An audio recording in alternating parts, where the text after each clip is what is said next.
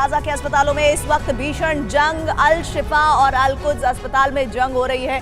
अस्पताल के अंदर से हमास लड़ाकों की फायरिंग की भी जानकारी मिल रही है और बंधकों की रिहाई पर हमास की नई शर्त है। हमास लड़ाके इब्राहिम हमीद की रिहाई, जी हाँ, इब्राहिम हमीद की रिहाई की मांग कर रहे हैं और इब्राहिम की रिहाई से पहले बंधक डील से इनकार कर चुके हैं। इसका साफ मतलब ये है, इसका पूरी तरह से मतलब ये हो जाता है कि अब पहले डील फाइनल होगी, उसके बाद बंधकों पर कोई डील की जाएगी। बंधकों की रिहाई पर हमास की नई शर्त क्या है? लड़ाके इब्राहिम हमीद की रिहाई की मांग हो रही है और रिहाई से पहले बंधक डील से इनकार कर दिया गया है। इस बीच जानकारी ये है कि अपने दुश्मनों से आखिरी सांस तक लड़ना और मौत की परवाह न करके दुश्मनों का अंत करने का जज्बा हर इजरायली में एक पवित्र ग्रंथ में दर्ज एक कहानी की देन है। यही वजह है कि अब इजराइल के वॉर एक्सपर्ट सरकार को इतिहास में दर्ज इजरायली महायोद्धा की याद दिला रहे हैं और मुश्किल आने पर ऑपरेशन सैमसन चलाने की मांग कर रहे हैं। ईरान से लेकर अमेरिका तक अब इजराइल की आक्रामकता और मिडिल ईस्ट में बढ़ता तनाव फिक्र की वजह बन गया है। अंदेशा लगाया जा रहा है कि इजराइल का वॉर गाजा की सीमाओं से निकलकर कई मुल्कों तक फैल सकता है और ताकतवर देशों से भिड़ंत में इजराइल अपना सबसे शक्तिशाली हथियार इस्तेमाल कर सकता है।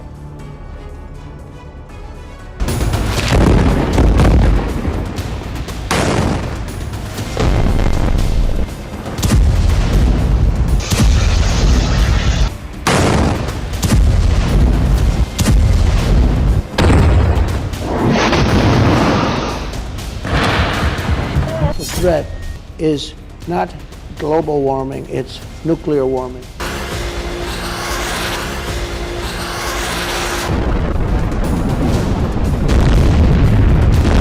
זה גם טעות עובדתית, זה גם טעות מוסרית. מי שמונע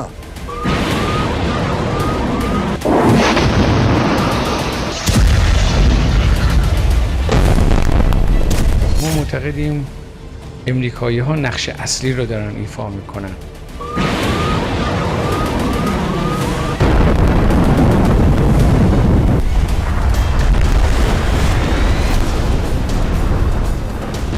ऐसा भयंकर धमाका, कोने कोने को कपाने वाली आवाज,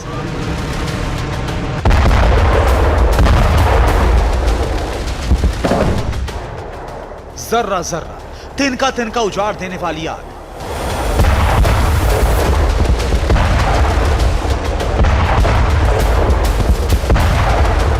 दुनिया के सबसे घातक हथियार के इस्तेमाल की आशंका फिर गहराने लगी।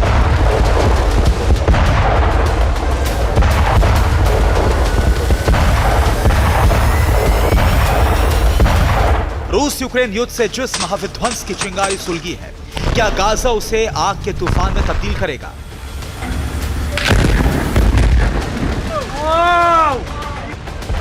लाखों लोगों की मौत, विशालकाय पेड़ों के निशान मिटाने वाला जलजला, बड़ी इमारतों को धूल बनाने वाला ब्लास्ट, क्या अब होकर रहेगा?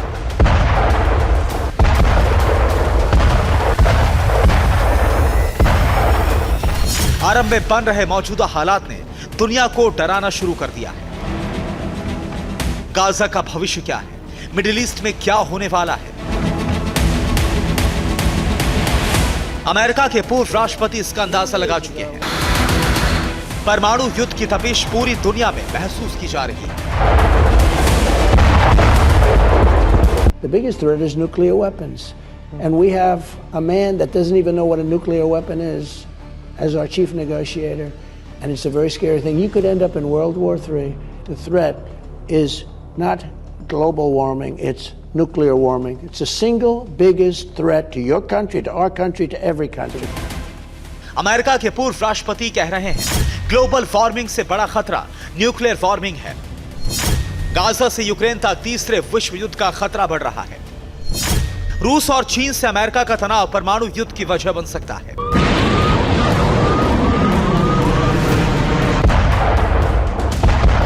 ट्रंप अमेरिका के लोगों को चेतावनी दे रहे हैं कि आने वाले समय में कैसे लाखों लोगों की मौत हो सकती है।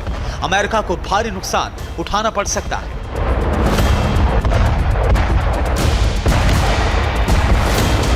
I will prevent 100% prevent World War III. You're going to end up you're going to end up in World War III. You look at what's going on right now in the Middle East and Ukraine.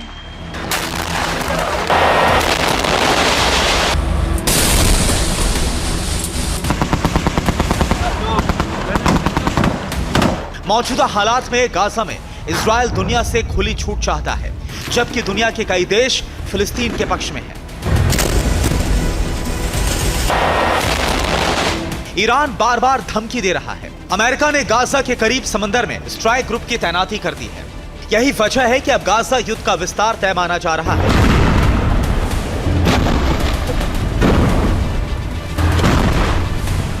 तुर्की के राष्ट्रपति Erdogan ने भी Israel को चेतावनी दी है। Erdogan ने कहा कि अगर दूसरा देश इसमें शामिल होगा तो अन्य देश भी युद्ध में शरीक होंगे और विश्व युद्ध शुरू हो जाएगा।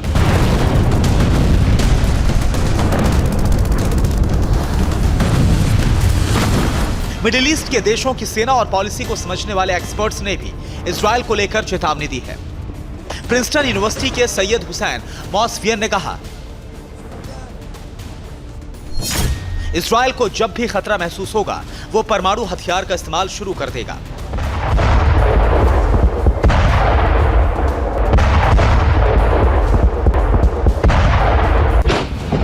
दुनिया इजराइल के तेवर को अच्छी तरह से जानती है। इजराइल के उसूल क्या हैं, इससे आप ऑपरेशन सैमसन से समझ सकते हैं। आज की तारीख में इजराइल के वॉर एक्सपर्ट सरकार को उसी सैमसन विकल्प की याद दिला रहे हैं। इजराइल के वॉर एक्सपर्ट कह रहे हैं,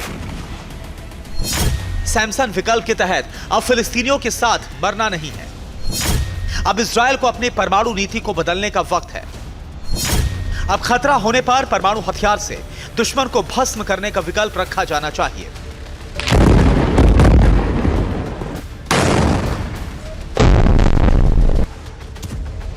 मिडिल ईस्ट में मौजूद यहूदी देश इजराइल अपनी आक्रामकता, बदला लेने की नीति और विध्वंस करने के प्रण के लिए जाना जाता है। सीरिया, ईरान, फिलिस्तीन, लीबिया और लेबनान, ये सभी इजराइल के जानी दुश्मन हैं। लेकिन इजराइल का कुछ बिगाड़ नहीं सके। इजराइल के साथ सुपर पावर अमेरिका भी है। इजराइल के पास एटमी हथियारों का जखीरा है। इजराइल के पास मौजूदा वक्त में 80 से ज्यादा न्यूक्लियर वॉरहेड हैं। लेकिन माना जाता है कि इजराइल के पास इससे अधिक परमाणु हथियार हैं। एक खुफिया रिपोर्ट और सैटेलाइट तस्वीर में इस बात का खुलासा हुआ है कि इजराइल लगातार अपने परमाणु प्रोग्राम पर काम कर रहा है। वो लगातार न्यूक्लियर हथियारों का जखीरा बढ़ा रहा है। दावा है कि इजराइल के एक इलाके में मौजूद सीक्रेट अड्डे पर परमाणु बम बनाने का काम जोर शोर से जारी है।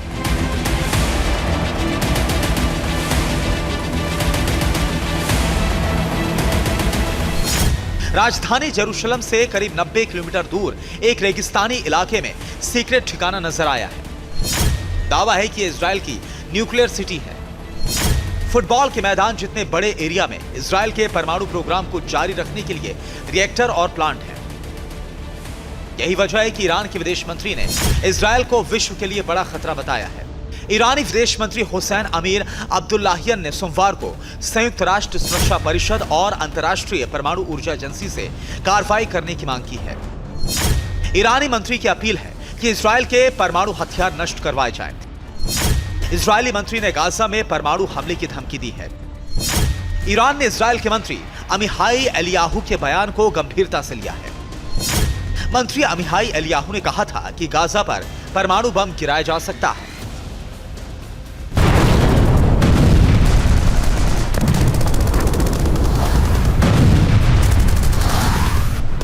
ईरान को यकीन है कि इजराइल को हराना या डराना बेहद मुश्किल है, क्योंकि दुश्मन को खत्म करने की नीति सिर्फ इजरायली सरकार की नहीं है। फिलिस्तीन या किसी दुश्मन को भस्म कर देने की प्रेरणा हर इजरायली को पवित्र ग्रंथ बाइबल से मिली है। यही वजह है कि इन दिनों इजरायली वॉर एक्सपर्ट सैमसन विकल्प की बात कर रहे हैं। सैमसन कौन थे? सैमसन एक महान इजरायली योद्धा थे। 20 वर्षों तक उन्होंने फिलिस्तीनियों से संघर्ष किया। फिलिस्तीनियों ने उन्हें बंधक बनाकर कैद कर लिया था। कैद खाने की इमारत को गिराकर उन्होंने खुद के साथ दुश्मनों को मौत दी।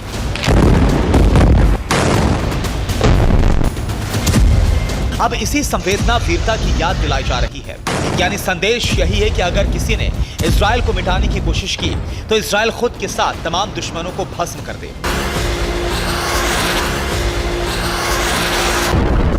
अब यह परमाणु हथियार से ही मुमकिन है, इसलिए इजराइल के दुश्मनों को अंदेशा है कि इजराइल पर हमला हुआ तो न्यूक्लियर वेपन के इस्तेमाल में देर नहीं होगी।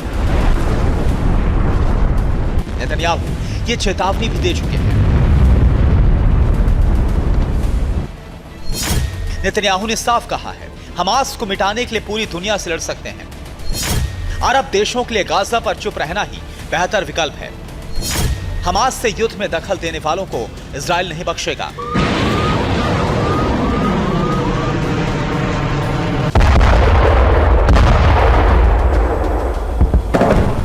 दूसरी ओर गाजा के भविष्य को लेकर ना तो इजराइल कोई प्लान बता रहा है और ना ही अमेरिका। नेतन्याहू ने कहा कि गाजा को फिलिस्तीन अथॉरिटी को सौंपने का सवाल ही नहीं उठता।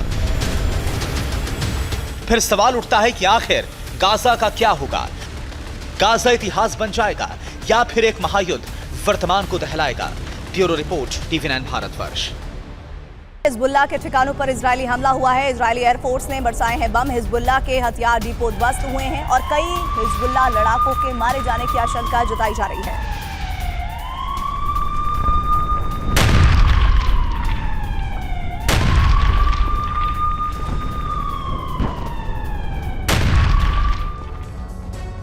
जितने विध्वंसक हमले इजराइल गाजा पर कर रहा है, इससे इजराइल की मंशा जाहिर होती है कि वो किसी बड़े प्लान के तहत ये हमला कर रहा है। और इस बीच अरब देशों की तरफ से आशंका ये जताई जा रही है कि नेतन्याहू ऑपरेशन नकबा चला रहे हैं। अरबी में नकबा का अर्थ होता है तबाही, यानी नकबा वो तबाही है। 75 साल पहले जब नकबा आया था तब लाखों लोगों का घर छिन गया था। सोचिए अब की बार तबाही का दायरा क्या होगा? क्या इजराइल का नकबा 2.0 गाजा के संपूर्ण अंत का ऐलान है?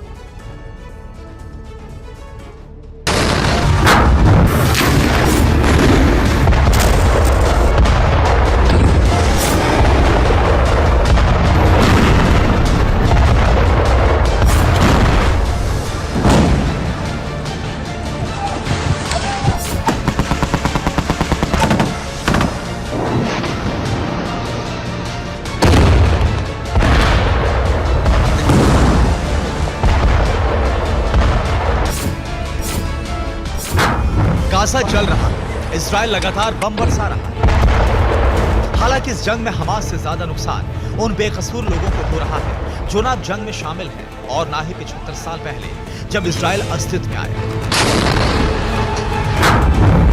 75 साल पहले जब इजराइल बना था तब के हालात की तुलना आज की परिस्थितियों से की जा रही है। फिलिस्तीन के राष्ट्रपति महमूद अब्बास ने इन हालातों को दूसरा नकबा कहा है और इजराइल ने भी इस बात पर मोहर लगा दी है। इजराइल की एक स्ट्राइक से घबराकर अभी तक 12 लाख से ज्यादा लोग विस्थापित हो चुके हैं, जबकि फिलिस्तीन के राष्ट्रपति ने इस आंकड़े को पहले ही 10 लाख से ज्यादा बता दिया था। जबकि जिस वक्त आज से 75 साल पहले अल नकबा हुआ था तब करीब 7.5 लाख लोग विस्थापित हुए थे।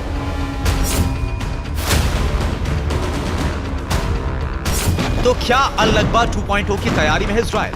इसके लिए सीक्रेट ऑपरेशन चल रहा है। इजराइल के एग्रीकल्चर मिनिस्टर ने चैनल 12 को दिए एक इंटरव्यू में इस मुद्दे को हवा दे दी है। שלנו שצריכים לפעול בשטח מאוד מאוד צפוף. לפעול בשטח צפוף כמו שם, שהוא רווי באוכלוסייה, אתה רוצה לצמצם את מספר האנשים אני רק שואל אם זה יוצר תודעה של נכבה, או שזה משהו זו. इजराइल के कृषि मंत्री आवी दिशर के बयान को इसलिए हल्के में नहीं लिया जा सकता क्योंकि वो इजरायली खुफिया एजेंसी शिन बेट के चीफ भी रह चुके हैं, इसलिए ऐसे मामलों की उन्हें अच्छी खासी जानकारी है।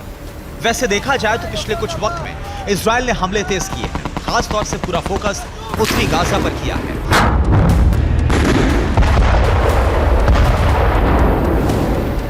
इजराइल ने उत्तरी गाजा में टैंकों की संख्या बढ़ाकर 383 कर दी है, जो 3 नवंबर तक 200 के आसपास थी। इसके अलावा उत्तरी गाजा के अल्वाद में मिलिट्री डिप्लॉयमेंट को बढ़ा दिया है। शरणार्थी शिविरों और अस्पतालों पर बम बरसाए जा रहे हैं। एयर डिफेंस सिस्टम की यूनिट उत्तरी गाजा में बढ़ा दी गई है।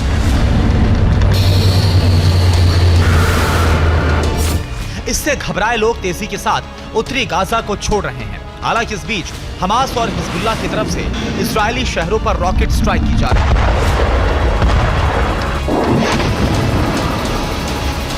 इजरायल दोनों मोर्चों पर तगड़ा जवाब दे रहा है, लेकिन पूरा फोकस उत्तरी गाजा पर है। आईडीएफ की तरफ से कहा गया है कि गाजा सिटी में तभी लौट पाएंगे जब इसकी अनुमति देने वाली कोई और घोषणा की जाएगी। इसके साथ ही इजरायली सीमा से लगी सुरक्षा बाढ़ के क्षेत्र में जाना पूरी तरह से प्रतिबंधित है।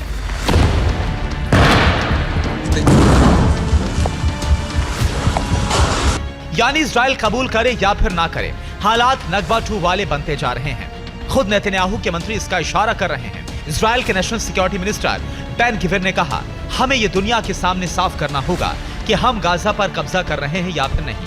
तो इससे मेरा सीधा मानना है, यह सीधी सी बात है, जब हम दुश्मन से जंग जीतते हैं तो दुश्मन को अपना इलाका खोना पड़ता है।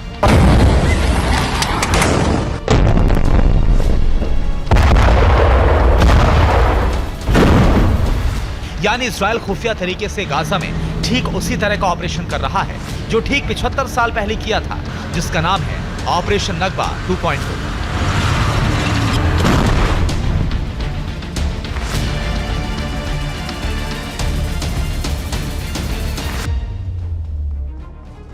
United Nations Office for the Coordination of Humanitarian Affairs से मिले आंकड़े के मुताबिक जब से इजरायल ने गाजा पर हमले शुरू किए हैं तब से आज तक लाखों लोग घर छोड़ चुके हैं। 8 अक्टूबर को 1,23,538 लोगों पर यह कहा जा रहा है कि घर छोड़ने के डेटाज हैं और युद्ध से घबराए करीब 4,20,000 लोग 12 अक्टूबर को अपने घर से भाग गए।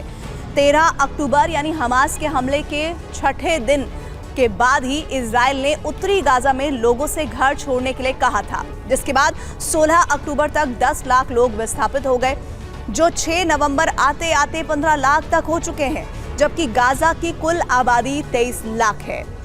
कहा यह जा रहा है कि इजरायल ऑपरेशन नकबा 2.0 चला रहा है, जो ठीक वैसा ही है जैसा 75 साल पहले अल नकबा आया था। दरअसल 14 मई 1948 को इजरायल को यूएन ने एक देश के रूप में मान्यता दी थी। उस वक्त इजरायली फोर्स के एक्शन से 7.5 लाख लोगों को घर छोड़ना पड़ा था। अरब देशों का कहना है कि इजरायली आर्मी ने फिलिस्तीन के करीब 530 गांवों में तबाही मचाई थी और उस वक्त फिलिस्तीनियों का करीब 77% जमीन पर कब्जा था, जो ऑपरेशन अल नकबा के बाद सिर्फ गाजा वेस्ट बैंक तक सिमट कर रह गया है। और अधिकतर पड़ोसी मुल्कों में रिफ्यूजी की जिंदगी जीने को ये लोग मजबूर हो गए।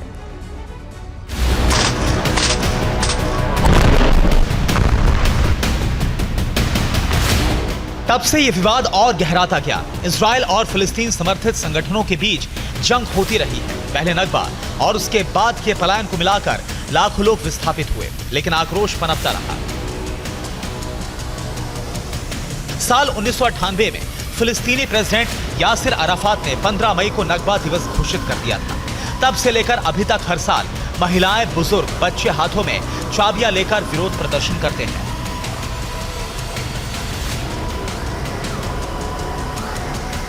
ये चाबियां इस बात का सबूत है कि वो एक दिन अपने घरों को लौट जाएंगे, लेकिन ऐसा ना तो 75 साल पहले ऑपरेशन नकबा खत्म होने के बाद हो पाया और ना ही इस बार आसार ऐसे लग रहे हैं।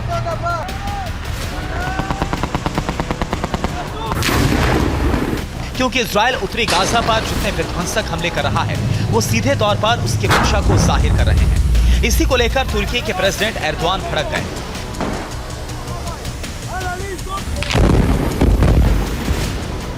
500 years ago, we have extended our helping hand to the Jewish people who were fleeing the Inquisition in Europe. But right now, what I see is that Netanyahu, together with 2 of his ministers, made a public statement as of yesterday. He said that he was very uneasy. And when I said to him, Netanyahu, you are living your good days right now. जबकि Erdogan की धमकी पर Israeli PM Netanyahu ने पलटवार करते हुए अरब देशों को मुंह बंद रखने को कहा है। हमारा मकसद गाजा से अपनी सुरक्षा करना है और इसके लिए वो सब कुछ करेंगे, किसी भी हद तक जा सकते हैं। अरब देशों को मुंह बंद रखना चाहिए। उन्हें उस वक्त बोलना चाहिए था जब हमास ने हम पर हमला किया था।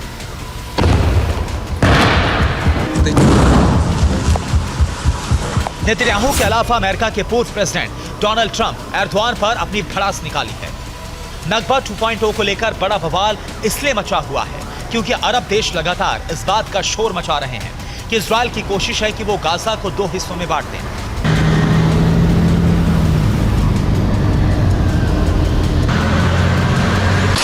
शरणार्थियों के इस महासंकट पर संयुक्त राष्ट्र महासचिव एंटोनियो गुटेरेस ने कहा है कि यह बहुत खतरनाक और कुछ मामलों में असंभव है, लेकिन इजराइल इतिहास को दोहराने पर आमादा है। दरअसल इजराइल की मंशा है कि वो उत्तरी गाजा से लोगों को जबरन भेज दे और उसे नो मैंस लैंड घोषित कर दे। इससे इजराइल से लगती सीमा सुरक्षित हो जाएगी।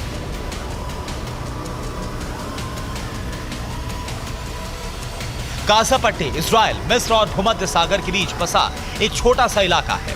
इसे दुनिया के सबसे घनी आबादी वाले क्षेत्रों में गिना जाता है। गाजा पट्टी करीब 12 किलोमीटर चौड़ा और 41 किलोमीटर लंबा क्षेत्र है। इसे 5 क्षेत्रों में बांटा जा सकता है। उत्तरी गाजा, गाजा मध्य क्षेत्र, खान यूनिस और राफा। जिस हिस्से को खाली करने के लिए इजराइल ने कहा है वो पूरे गाजा का 1/3 हिस्सा है। अभी गाजा में प्रति वर्ग किलोमीटर करीब 5,500 लोग रहते हैं। सोचिए, जब सारी आबादी दक्षिणी गाजा में चली जाएगी तो घनत्व कितना बढ़ जाएगा, जबकि अभी हालात ऐसे हैं कि लोगों को रोटी और पानी नहीं मिल पा रहा। यानी जो जिंदगी अभी बदतर है वो इजराइल के फरमान के बाद जहन्नुम हो जाएगी, जिससे नाम दिया जा रहा है Operation Nakba 2.0। Bureau report, TV9 Bharatvarsh. Al-Quds अस्पताल से सेना पर हमला हुआ है। हमास लड़ाकों का रॉकेट लॉन्चर से हमला हुआ है। हमले में इजरायली टैंक को नुकसान पहुंचा है। सिविलियन के बीच छिपा था हमास का लड़ाका।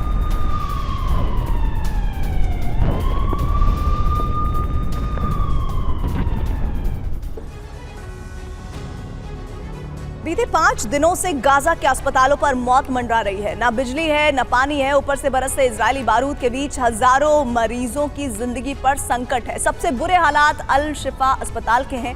इजराइल ने इस अस्पताल को घेर रखा है। आईडीएफ का दावा है कि अल शिफा के नीचे हमास का हेडक्वार्टर और सुरंगें हैं।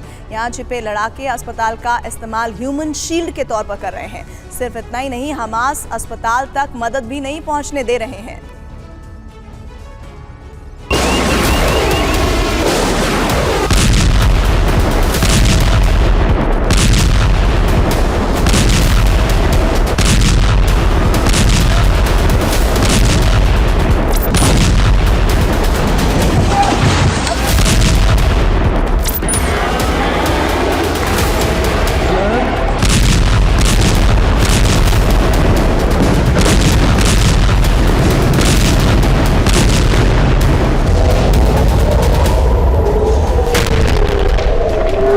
गाजा में आसमान से बरसती मौत के बीच जिन अस्पतालों को सुरक्षित माना जा रहा था वो अब कब्रिस्तान बनने की कगार पर खड़े हैं।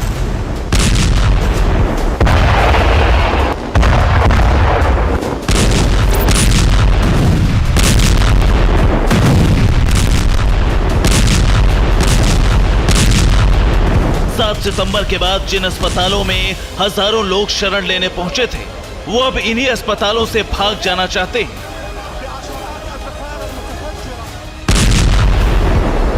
बीते 5 दिनों से गाजा के अस्पतालों पर इस्राएल की आर्मी मौत बनकर मंडरा रही।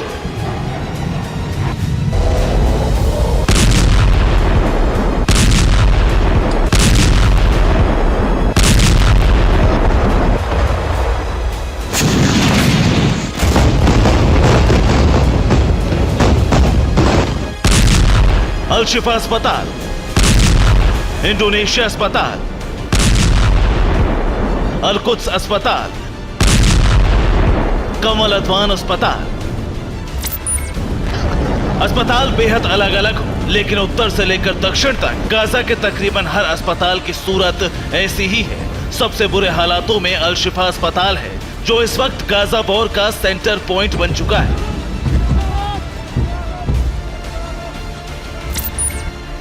अल शिफा अस्पताल को इजराइल की सेना ने बीते 3 दिनों से घेर रखा है।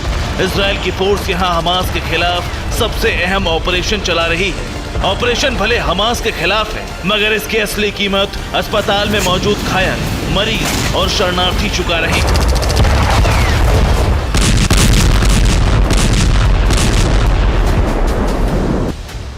गाजा स्वास्थ्य मंत्रालय की रिपोर्ट के मुताबिक अल-शिफा अस्पताल में 1500 से ज्यादा मरीजों का इलाज चल रहा है, जबकि 20,000 से ज्यादा शरणार्थी अस्पताल में मौजूद हैं। बीते 24 घंटे में ऑक्सीजन की कमी से 7 लोगों की मौत हो चुकी है, जिसके बाद मौत का कुल आंकड़ा 20 से ज्यादा हो चुका है। बीते 24 घंटे में 5 नवजात बच्चों की भी मौत हो चुकी है। 36 नवजातों की जिंदगी पर संकट मंडरा रहा है।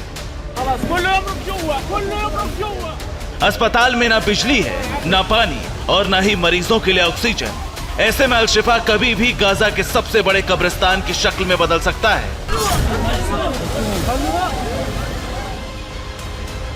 अगर वक्त पर अल-शिफा को दोबारा रिफ्यूल नहीं किया गया तो हालात बद से बदतर हो सकते हैं, जिसका ट्रेलर भी सामने आने लगा है।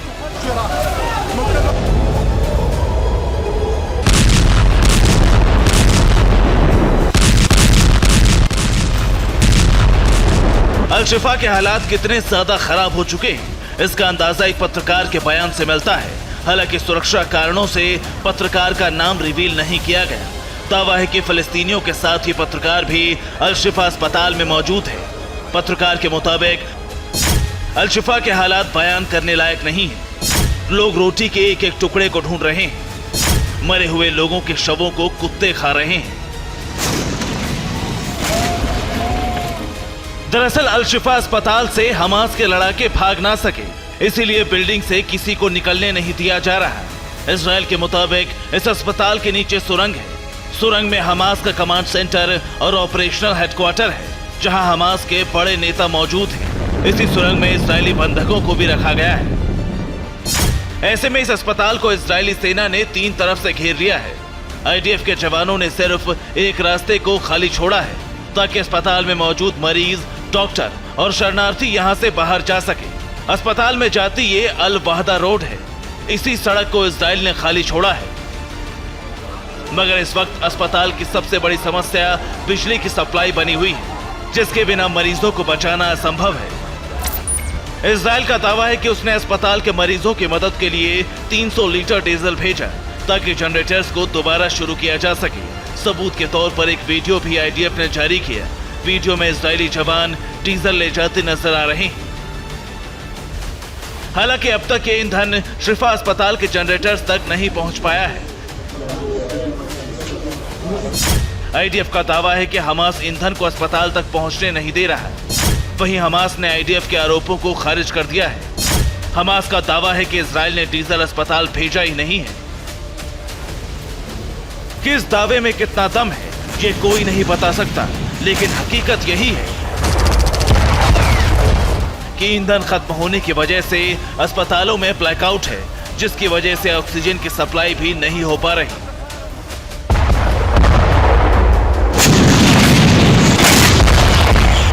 अल-शिफा जैसे ही हालात इस वक्त गाजा के बाकी अस्पतालों के भी हैं, जो इजराइल के टारगेट पर हैं।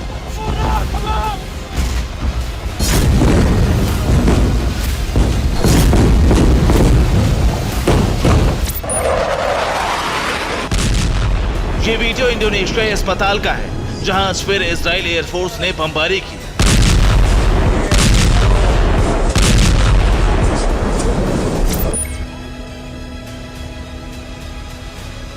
ये इंडोनेशियाई अस्पताल का रात का वीडियो है। दावा है कि अस्पताल में पूरी तरह से ब्लैकआउट हो चुका है। अब जरा अल-कुद्स अस्पताल के हालात देखें। वीडियो में एक के बाद एक धमाकों की आवाज सुनी जा सकती है। अस्पताल में हर तरफ तबाही मची है। दरअसल अल-शिफा अस्पताल की तरह ही गाजा के बाकी अस्पतालों को भी इजरायली जवान हर तरफ से घेर रहे हैं, ताकि हमास लड़ाकों को भागने से रोका जा सके। अल-कुद्स अस्पताल से इजराइल आर्मी महज 20 मीटर दूर है। यहाँ 14,000 रेफ्यूजी मौजूद हैं। इजरायली जवान इंडोनेशियाई अस्पताल के भी बेहद करीब हैं। यहाँ 9,000 शरणार्थी मौजूद हैं। वहीं 800 से ज्यादा मरीजों का इलाज चल रहा है। कमाल अदवान अस्पताल को भी इजरायली सेना ने घेर लिया है। 5,000 शरणार्थी यहाँ मौजूद हैं, जबकि 600 से ज्यादा मरीजों का इलाज चल रहा है।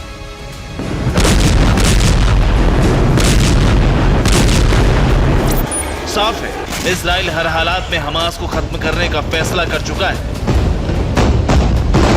फिर चाहे इसके लिए उसे गाजा के अस्पतालों का नामो निशान ही क्यों ना मिटाना पड़े। Bureau report, TV9 Bharatvarsh. Gaza के पास समुद्र में मिले हथियार, इजरायली सेना का तलाशी अभियान जारी है। समंदर में हमास की रबड़ बोट बरामद हुई है। गोला बारूद और हथियार भी बरामद हुई है, जिसकी तस्वीरें इस वक्त आप TV9 भारतवर्ष पर एक्सक्लूसिव देख रहे हैं।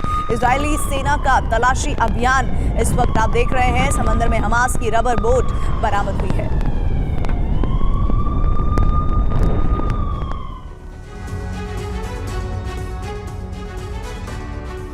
गाजा पर छिड़े युद्ध का विस्तार हो गया है। इजरायल और हमास की जंग में अमेरिका की भी बारूदी एंट्री हो गई है। अरब लीग की बैठक खत्म होते ही मिडिल ईस्ट में अमेरिका के ठिकानों पर हमले तेज हो गए हैं। माना जा रहा है कि पर्दे के पीछे से ईरान अमेरिकी ठिकानों पर हमले करा रहा है, तो उधर इसके जवाब में अमेरिका ने भी ईरान के प्रॉक्सी ठिकानों पर बारूद बरसाने शुरू कर दिए हैं। हालात ऐसे बन गए हैं कि ईरान और अमेरिका के बीच जंग कभी भी शुरू हो सकती है।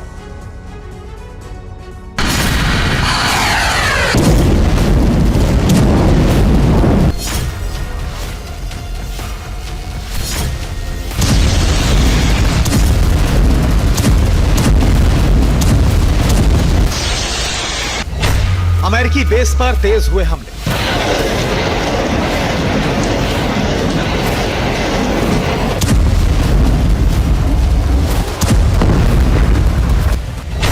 अमेरिका ने ईरान के प्रॉक्सी ठिकानों पर बरसाए बारूद।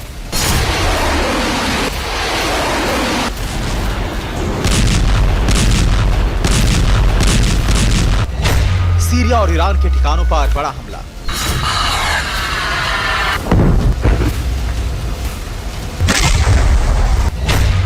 क्या शुरू होने जा रही है ईरान और अमेरिका के बीच सीधी जंग।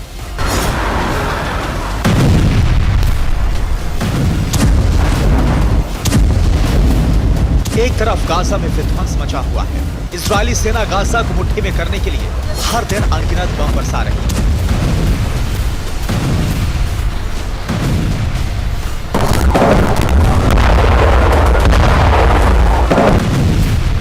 तो वहीं दूसरी तरफ इजरायल के सबसे बड़े हिमायती और सबसे बड़े मददगार अमेरिका पर भी जबरदस्त आघात हो रहे हैं।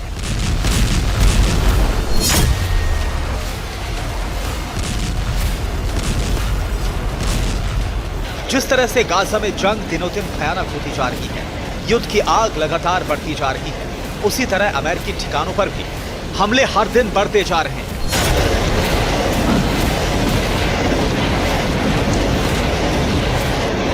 तो क्या अरब लीग की बैठक खत्म होते ही अमेरिका पर तेज हुए हमलों के लिए ईरान ने हरी झंडी दी है? क्या अमेरिकी बेस पर हमले ईरान के इशारे पर हो रहे हैं? क्या अमेरिका और ईरान के बीच जंग विश्व युद्ध का सिग्नल है? ये सवाल यूं ही नहीं उठ रहे।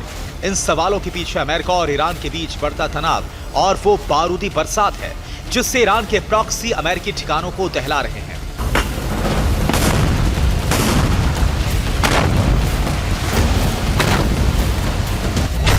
सीरिया में यूएस बेस पर हमला हुआ। ईरान के प्रॉक्सी गुटों ने हमला किया। अमेरिकी बेस पर रॉकेट बरसाए गए। उधर इराक में भी अमेरिकी सेना लगातार टारगेट पर है।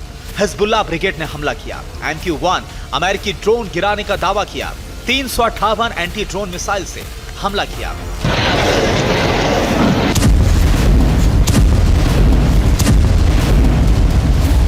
मिडिल ईस्ट में अमेरिकी ठिकानों पर बढ़ते हमलों से बाइडेन सरकार भी टेंशन में आ गई है। मिडिल ईस्ट में अमेरिकी ठिकानों पर ईरान के प्रॉक्सी संगठनों के हमले बढ़े हैं।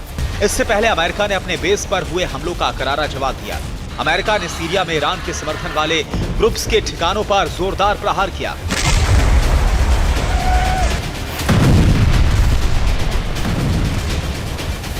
अमेरिका ने सीरिया के देर अज़ोर में हमला किया, जिसमें 7 लड़ाकों की मौत का दावा किया गया है।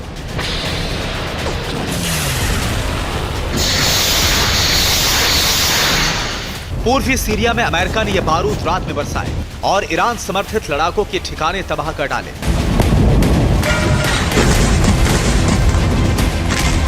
अमेरिका और ईरान के प्रॉक्सी गुटों के बीच जंग यहीं पर नहीं थमी। सीरिया में अमेरिकी बॉम्बर के जवाब में सीरिया में अमेरिकी बेस पर दोबारा से हमले हुए।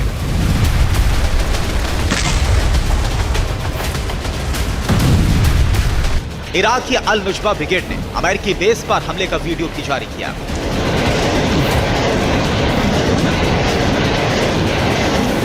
इस्लामिक रेजिस्टेंस ने उत्तरी सीरिया में ग्रीन विलेज में अमेरिकी बेस को निशाना बनाया। ईरान मीडिया ने अमेरिकी ड्रोन के गिराए जाने की फुटेज को भी जारी किया है।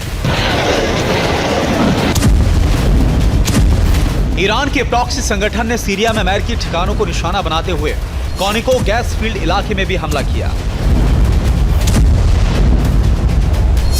सीरिया के कॉनिको गैस फील्ड इलाके में अमेरिकी बेस पर ईरान समर्थित गुटों ने रॉकेट से हमले किए।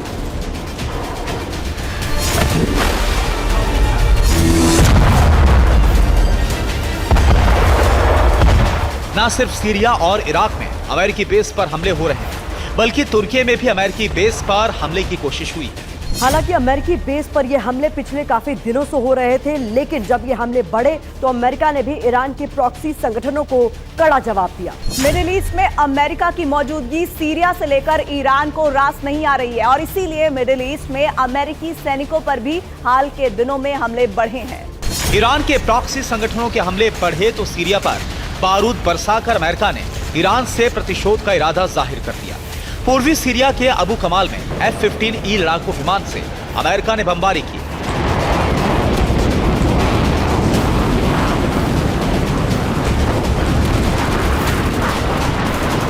सीरिया में ईरान के प्रॉक्सी ठिकानों पर अमेरिका ने हवाई हमले करके ईरान समर्थित लड़ाकों की ट्रेनिंग के ठिकाने और हथियारों के गोदाम भी तबाह कर दिए। अमेरिका का मानना है कि ईरान के प्रॉक्सी गुटों पर जवाबी हमलों का मकसद ईरान के समर्थन वाले लड़ाकों को रोकना है।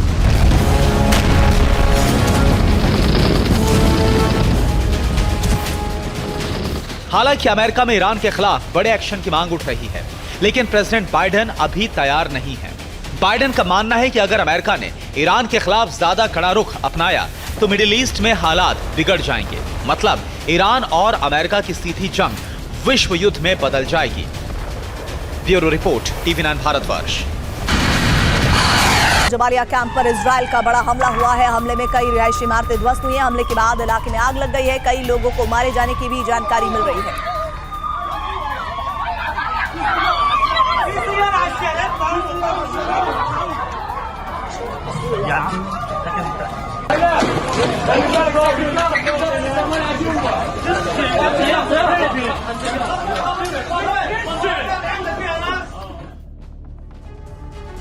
गाजा युद्ध के बीच इजराइल लेबनान का बॉर्डर भी धधक रहा है। हिजबुल्लाह के हमले पहले से तेज हो गए हैं और इस बीच इजराइल ने पहली बार अपने 8 जवानों की मौत की बात कबूली है। हिजबुल्लाह की वजह से पूरा लेबनान इजरायली बारूद की जद में आते जा रहा है।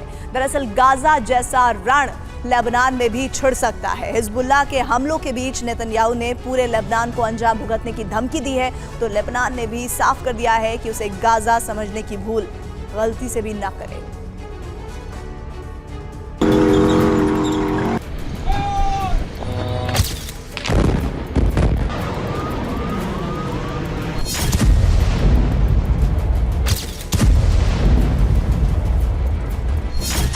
गाजा से भी बड़े युद्ध का मैदान तैयार हो गया है।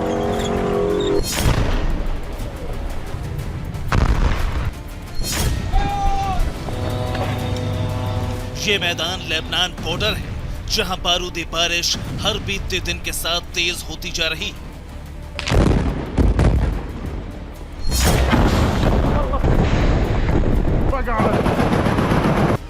लेबनान बॉर्डर पर इस वक्त जबरदस्त युद्ध चल रहा है। हिजबुल्लाह इजराइल की धरती पर हमले कर रहा है, तो इजरायली सेना उसे मिसाइलों से जवाब दे रही है।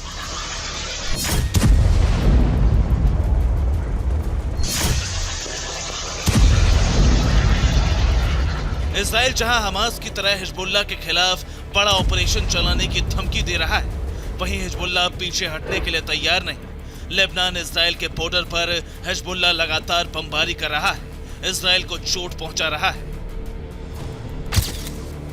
ये वीडियो लेबनान बॉर्डर के पास टोवेव का है, जहां हिजबुल्लाह ने ताबड़तोड़ हवाई हमले किए, मिसाइलें दागी। इस अटैक से इजराइल को भारी नुकसान पहुंचा। कई गाड़ियां धू-धू कर चलती नजर आई।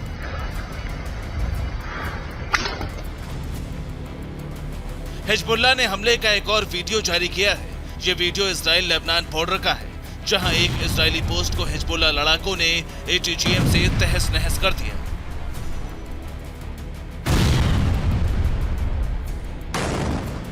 हिजबुल्लाह ने एंटी टैंक गाइडेड मिसाइलों से आईडीएफ की पोस्ट को निशाना बनाया, जिसके चपेट में आम लोग भी आए।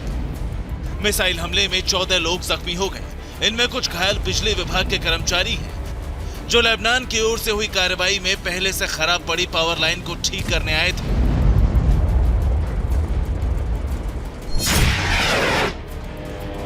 इजराइल को हिजबुल्लाह ने सिर्फ मिसाइलों और रॉकेट से टारगेट नहीं किया, बल्कि ड्रोन से भी बारूद बरसाया गया। हिजबुल्लाह की ओर से जारी फुटेज में उसके कामिकाज़े ड्रोन इजराइल के ठिकानों पर हमला करते दिखे। सिर्फ इतना ही नहीं, बीते 24 घंटे में हिजबुल्लाह ने इजरायली पोस्ट पर 35 से ज्यादा रॉकेट दागे, जिसमें इजराइल को बड़ा नुकसान पहुंचाने का दावा किया गया है। हिजबुल्लाह का दावा है कि हमले में इजराइल के 20 जवानों की मौत हो गई, जबकि इजराइल ने 8 जवानों की मौत की बात कबूली है।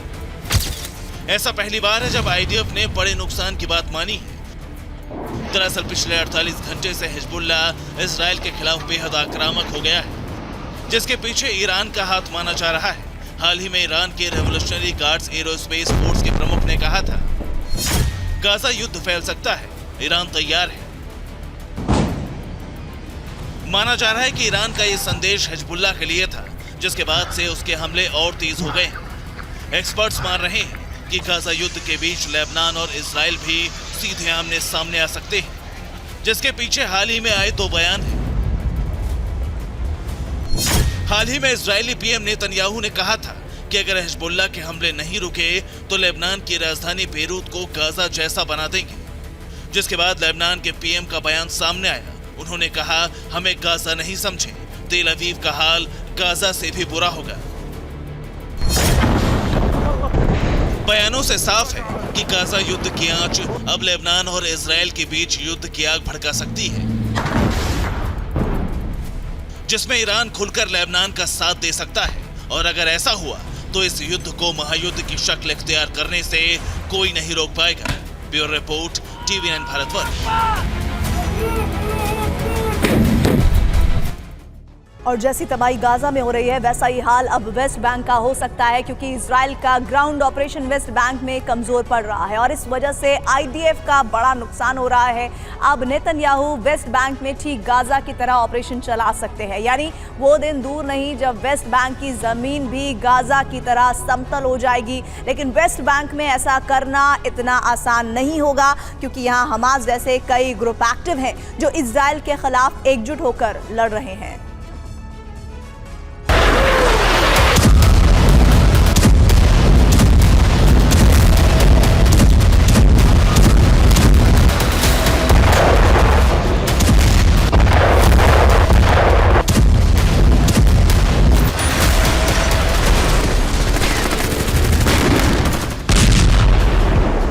आईडीएफ का ग्राउंड ऑपरेशन, सिकुड़ जाएगा वेस्ट बैंक।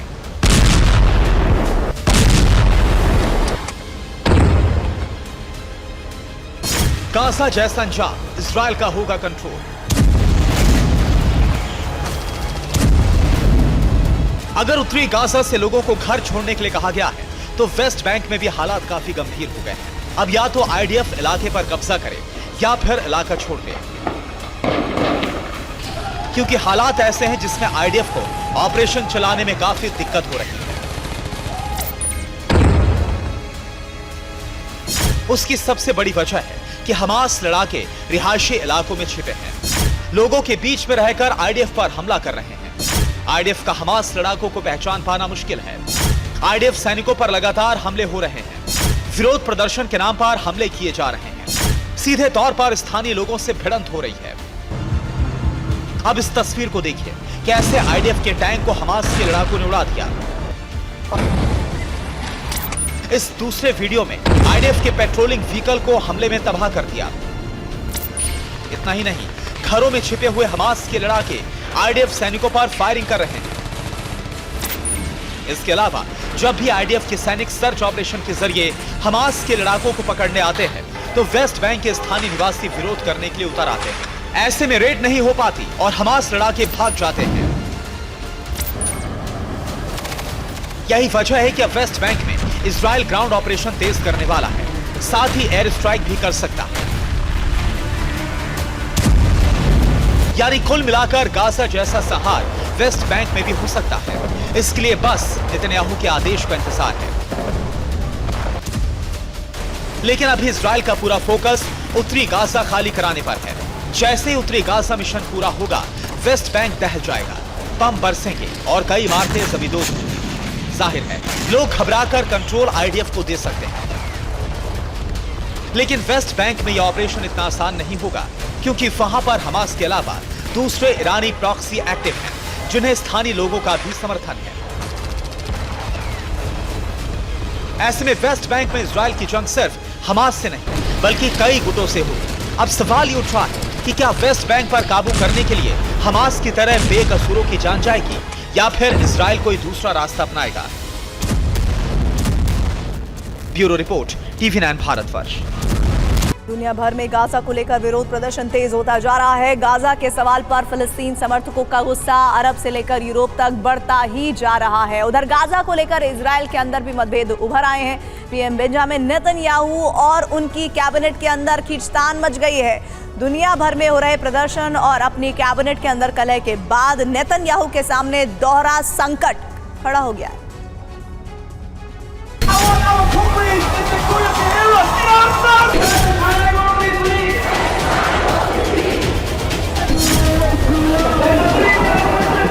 दुनिया भर में गाजा को लेकर मोर्चा खुल गया है।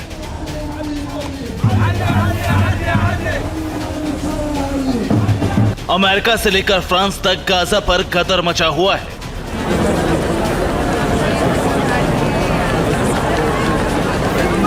सड़कों पर हर दिन गाजा के समर्थन में दुनिया भर के लोग निकलकर प्रदर्शन कर रहे हैं।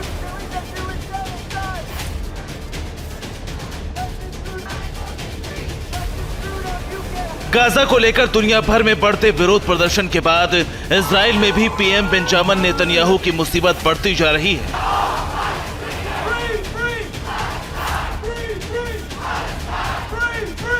दुनिया भर में गाजा को लेकर विरोध प्रदर्शन उग्र होता जा रहा है। गाजा के सवाल पर फिलिस्तीन समर्थकों का गुस्सा बढ़ता जा रहा है। अमेरिका और ब्रिटेन से लेकर यूरोप के कई देशों में गाजा विरोध की लपटें तेज हो गई हैं। ये ना गाजा है, न ही अरब का कोई शहर, ये अमेरिका है, जहां गाजा पर छिड़े संग्राम ने विरोध प्रदर्शन की शक्ल ले ली।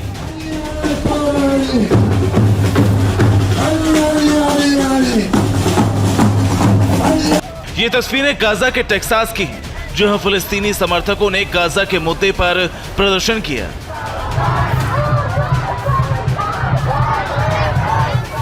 गाजा के समर्थन में अमेरिका में इस प्रोटेस्ट के बाद पुलिस ने लोगों को तितर-बितर करने के लिए आंसू गैस के गोले भी दागे, लेकिन लोग इजराइल के खिलाफ नारेबाजी करते रहे।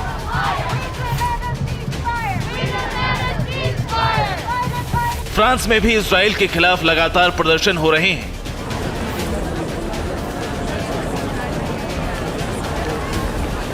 फ्रांस के पेरिस में बड़ी संख्या में लोगों ने मार्च निकाला।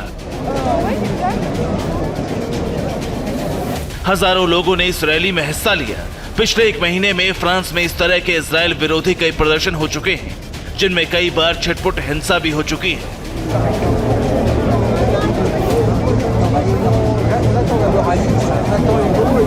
गाजा की लपटों से कनाडा भी नहीं बचा है। कनाडा के टोरंटो में लोगों ने गाजा के समर्थन में रैली निकाली।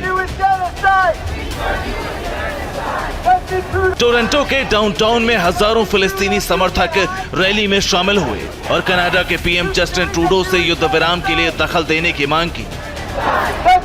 गाजा के मुद्दे पर यह विरोध प्रदर्शन अब उस हालात में पहुंच गया है जब इजराइल के समर्थकों और फिलिस्तीन का समर्थन करने वालों के बीच टकराव बढ़ता जा रहा है। नीदरलैंड के एम्स्टर्डम में स्वीडिश एक्टिविस्ट ग्रेटा थनबर्ग एक क्लाइमेट रैली में फिलिस्तीन का समर्थन कर रही थी। तभी उनके हाथ से एक दूसरे एक्टिविस्ट ने माइक छीनने की कोशिश की और विरोध जताया।